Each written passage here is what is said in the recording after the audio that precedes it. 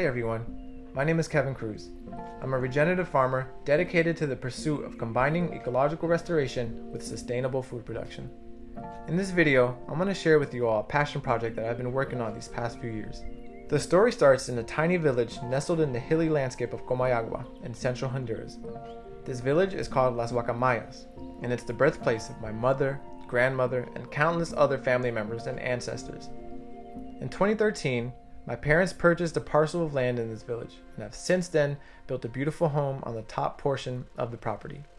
When we first bought the property, however, we weren't sure what to do with it all, so we rented out the bottom, more arable portion to different family members for their corn and bean production throughout the years.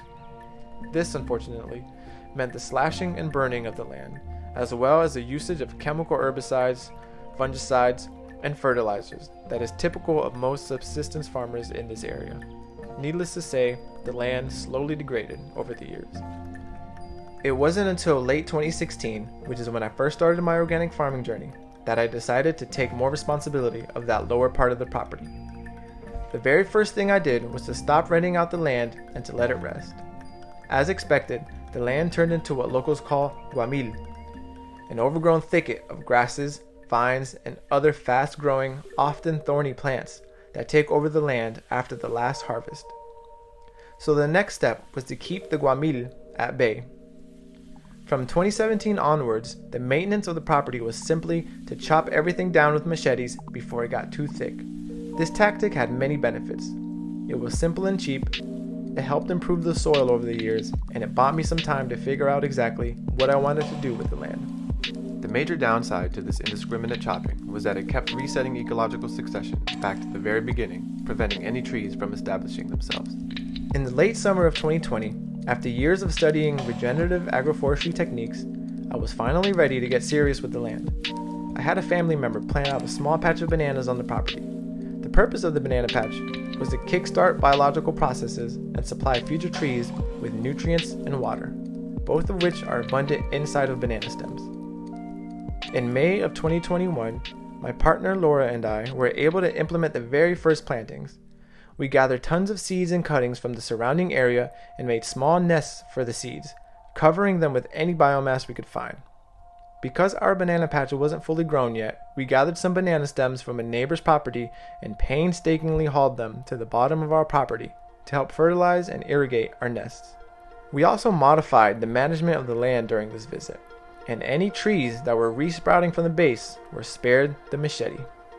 I returned to the property in May of 2022 to inspect the results. The small shift in land management allowed pioneer trees like cecropias to establish themselves and shade out other aggressive plants, leaving mostly grasses, which are much easier to manage. As for the plantings, the biggest success by far were the cashew trees. Cashews are extremely resilient and drought tolerant, and will serve many functions in the early stages of succession. They start fruiting in only 3 to 5 years, which will not only provide the community with fresh fruit, but will also attract local pollinators and seed dispersers. They are also evergreen and will provide much needed shade to more sensitive trees that I plant in the future. At this point, the banana patch was finally filled out, so I thinned the clumps heavily to promote the health and longevity of the clumps. The ensuing banana biomass was combined with the biomass from the pioneer trees to help mulch and fertilize the young cashew trees. Afterwards, I used the remaining biomass to make resilient planting spaces in which I seeded more cashews and tons of other support species. And that's currently the state of our property in Honduras. After 4 years of continuous chopping and dropping, the stage was set for ecological succession and regeneration to happen. Now, in the course of little over a year, this land is well on its way to becoming an abundant forest filled with food, fuel, fodder, medicine, and genetic material. If you wish to support this project, consider donating or sharing this video with anyone you think will be interested. Thanks in advance to all who donate. Your support is greatly appreciated.